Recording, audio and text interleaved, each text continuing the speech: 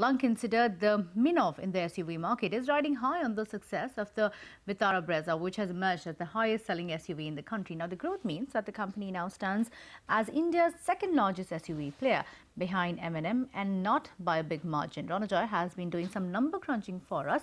Hi Ron, the Brezza has turned Maruti's SUV segment fortunes around in a way.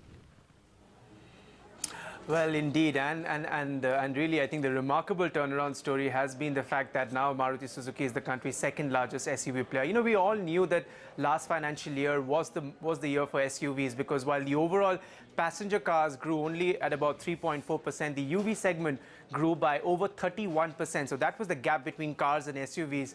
And one company that clearly has stood out in that is Maruti Suzuki, largely on the back of just one product, the Brezza. They also have Ertiga, which is also clocked over 40,000 volumes, but it's really Brezza that has taken, sort of stolen the show as far as Maruti is concerned. This is a story of numbers, so let me take you through the numbers that we have.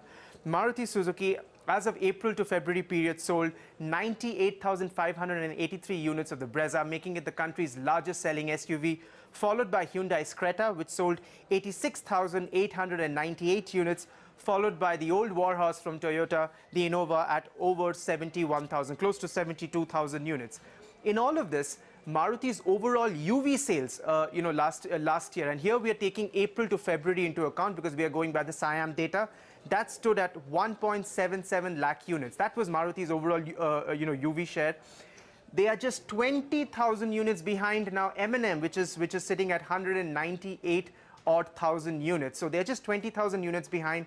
And Maruti's market share in the SUV segment jumped from 15.4% in FY16 to 26%. This is an 11 percentage point, increase in market share in an industry where even a 1 percentage point increase in market share is considered a big deal. Maruti has achieved 11 percentage points of that. So I think, Kritika, the old tag of Maruti being a small car player perhaps is now becoming increasingly irrelevant, because they are here now to also play the SUV game, because Maruti, remember, will also come out with a petrol variant of the Brezza. Not that M&M and Hyundai will be sitting quietly, but clearly Maruti is a company to watch out for, even in the SUV space going forward.